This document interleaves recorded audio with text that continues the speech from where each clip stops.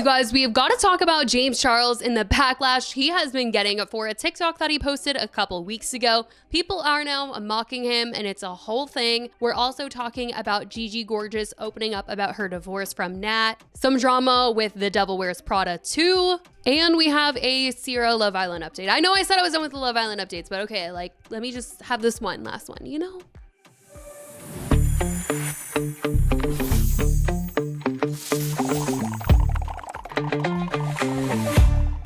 Let's start off with what is going on with Gigi Gorgeous. This week, she opened up about her heartbreaking divorce from her partner, Nats. And if you guys follow Gigi and Nats over the years, then you know that they have been super open about their relationship. They were very public about being a proud transgender couple. And they even let us in on their IVF journey where they revealed that they had created 6 embryos. Gigi actually paused her hormone therapy after 10 years to increase her chances of having a baby. And they have been together for so long. Fans have been along for this entire ride. They got married in July 2019, and it was this July that fans found out that they had split. Gigi released a statement on Instagram that said, "After 9 transformative years, my marriage has come to an end, a sentence I never thought I'd have to write. And even though this ending didn't come overnight, the heartbreak still hits like a wave I never quite learned to brace for. Our journey has always been grounded in love, authenticity, and resilience. We held each other through things the world never saw, but who we were becoming could no longer fit inside the shape we had made together. This isn't the end of my heart. I still believe in love. The beauty of a moment isn't in the duration, but in its existence." And she posted a video onto her YouTube channel titled My Divorce, where she opened up this week about things further. Let's address the elephant in the room. I got a divorce from my husband, who is now my ex-husband, which I need to learn how to be like fierce about that and be like, my ex-husband. Like, how do you even go about being cute about that? But like, we will get there together. I was towards the end unhappy. And I obviously couldn't be myself. Oh, girl, come here. I respect him too much and I love him so much that I would never, ever give details of our personal information or anything like that. I think that that's really gross. And you guys know that we were working on fertility and we had embryos. And I think anybody who's been through a breakup, you go through waves. Like, it's like losing someone, but knowing that they're still like alive.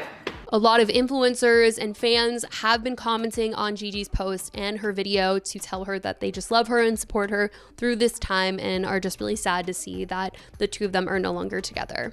Now, something else that fans aren't too happy about is this new Devil Wears Prada movie, okay? Fans were originally very excited to see them bring back The Devil Wears Prada as it is just such an iconic film, but as they have started filming in New York City, there have been a lot of sneak peeks as to what it has been like on set. They're filming in the streets of New York, so it is open to the public to see what's kind of going on there, and there have been videos going around as to what Anne Hathaway is wearing for this movie, and people are not loving it.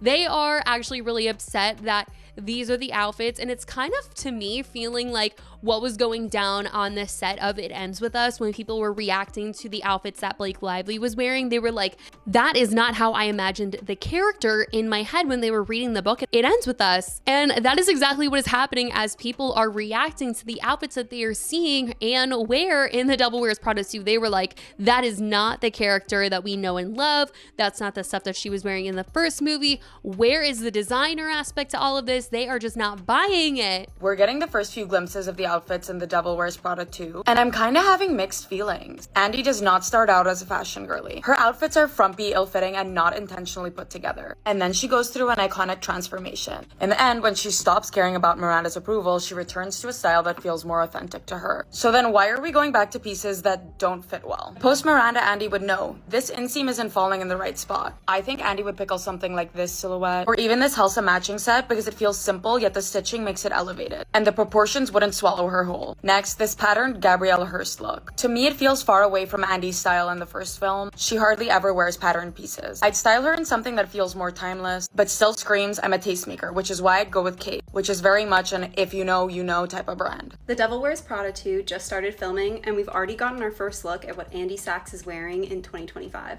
There have been a couple of workwear chic moments, which I'm not gonna lie, I would totally wear, and also a couple of casual moments, although I'm not sure how I feel about the shoes. And of course, we also have whatever this is. Patricia Field was the costume designer for the first movie, but it doesn't seem as though she's going to be returning for the sequel, and Molly Rogers will be getting the gig instead, whose most recent work has been on And Just Like That. People have commented under these TikToks saying, I'm finding these fits so sad compared to the first film. Devil Wears Zara, LMFAO. I'm already upset. The outfits in the first film were classic. I don't feel like Andy would have dressed so trendy. Clearly, people have a lot to say about what they are seeing. Hopefully, it's not another It Ends With Us, I'm gonna say that.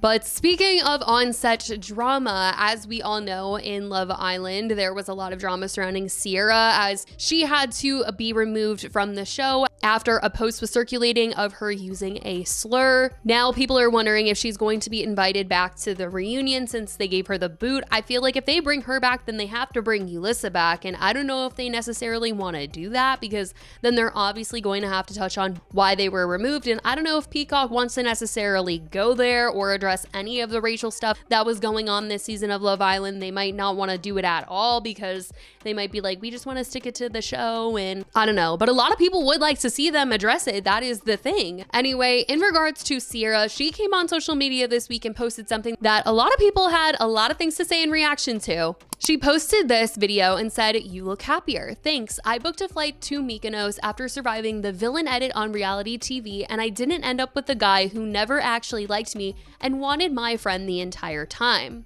A lot of people just didn't like the fact that she said she got the villain edit because they were like, well, the reason why you got kicked off wasn't because you were the villain, it was because it was circulating that you had said a racial slur on your Instagram story. But I do think that, you know, there was a period of time where it looked like she was like a mean girl. Her, Shelly, and Alandria were being shown as these mean girls towards Huda. So I feel like that's what she was kind of talking about with the whole villain edit. But I think that was only for a few episodes because I do think that when her and Nick were coupling up and closing things off, they were really trying to push them as this #1 couple, but America was just not buying it. But I think that was because they were looking at her as someone that was fake and PR, and the stuff, you know, online was circulating around. So that was that. In regards to the rest of the video, this is actually the first time that she has really acknowledged the fact that Nick and her did not work out, and it kind of being a negative, because before this, you know, she's kept it very nice, very PR, like, you know, happy for Nick and Alandria type of deal.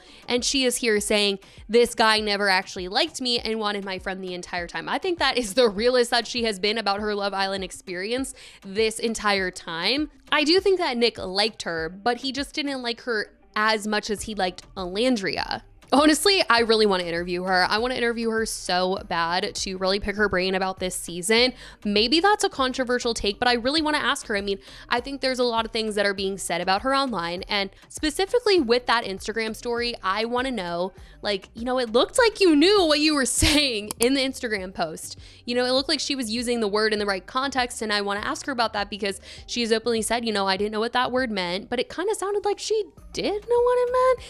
And I just want to have an open conversation about that, and also ask her about, you know, what it was like finding out that she was leaving and then coming home and seeing Nick and Alandria get together and watching this show back. Because I feel like as everyone was watching this show, everyone was like, I don't like Taylor because he was like kind of leading on Alandria. Meanwhile, he like went for Clark and was leaving Alandria over here in the corner, and everyone was like trying to get Taylor and Clark out of there so fast for Alandria. Meanwhile, you know, Nick was pursuing Alandria kind of behind the scenes, really liking her while pursuing Cierra. And though everybody loves Nick and Alandria together and was rooting for them, I feel like because everyone wanted Nick to be with Alandria in the end so bad, they're like willing to override the fact that he kind of did Cierra a little dirty. Like he was pursuing her and closing things off with her because the girl he really wanted was pursuing Taylor. Anyway, I feel like there's a lot of opinions with this season of Love Island, and everything has just been very intense and very crazy, and I would like to pick her brain about it. I know people don't like her and they're really upset at her, but someone who's Asian, I have freaking questions about it. And I want to know what she thinks about this season. Anyway, let me know what you guys think about that. And also when we're talking about Cierra, it's actually crazy because she lost like 300,000 followers that week where everyone was talking about what she had posted on her Instagram story, and she got kicked off of the show. And now she's like gained it all back. Like she might hit 1 million followers. Like she's at like 900K again, which is where she was at when everything started to go downhill. So I don't know what that means, but that's kind of crazy because every time I see everyone in the comments, it's like hate, hate, hate. So I'm like, who is like following? Like this is wild. I don't know, but that's what's going on with Cierra. Let me know if you guys would be interested in trying to pick her brain a bit about this season.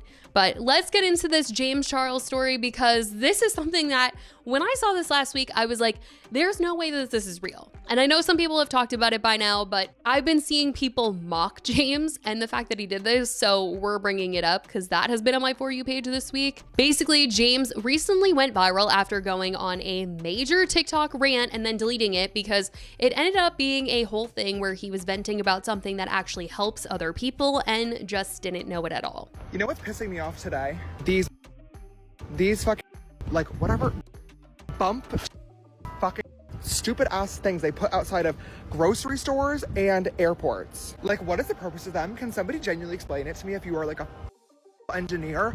Why on God's green earth, if I just spent $200 on groceries, but I want to roll them over those bumps and give my entire cart a seizure? Like my bag's just sitting in my cart like, why? Why? What the fuck? Literally, what the fuck? We just bought a bag of ice, rolled it over, ew, my fucking hair. Ugh, just bought a bag of ice, rolled it over the thing, immediately hole in the ice. Okay, just spilled all over the fucking road.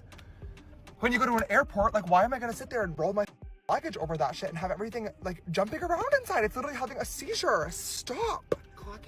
It just doesn't make any sense to me. Like, what is the point? What is the point of those bumps other than making everyone's life miserable?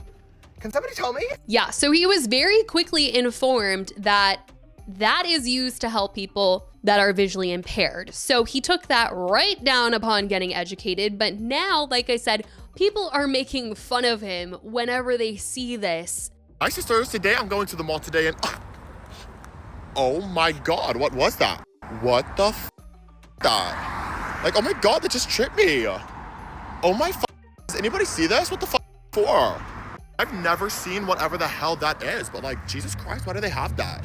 Like, why do they think that I just want all of my stuff in my cart to get jiggled up and jumbled up? Do I look impaired? What if I couldn't see that? What if I literally couldn't see that? What would that have done? Yeah, I hope whoever that is for, that they're getting arrested. They better arrest the CEO of whoever created those yellow things in front of stores. Like, I'm walking here, oh my God. One of the eggs in my basket could have been broken. That could have broke all the eggs in my basket. Oh my God. Oh, you guys are not gonna believe this. Oh my fucking God, look how long this one is. Oh my God. Does no one else think that this is concerning? Literally, there is nothing or nobody in the world that could ever ask for that. That will never be around me or my house. Anyways. But this isn't the first time James has gone on a rant and it's gotten him in trouble. But of course, when people talk about James these days, there's a ton of negativity with people wondering how after all these scandals, he can truly be liked by anyone. And I truly think it is because his core audience sways younger. Like, they just don't understand what's happened, you know? And I feel like this about David Dobrik because David Dobrik posts like toy reviews on Snapchat. He posts them on TikTok. And I feel like that audience that he is trying to gain from these toy reviews are kids. Kids that are not going to understand why he was canceled a couple years ago. And same with James getting canceled this year for the stuff that went on with Kayla Malik. I feel like his audience is kids. They're not gonna understand what's even being said about James in those videos. Like, he's playing video games. He's just doing all of this stuff that really leans on the younger side. And I feel like that's what's keeping James like fresh year after year after year after cancellation, because he gets a new audience and they have no idea about anything that's bad in his past or in his present, honestly.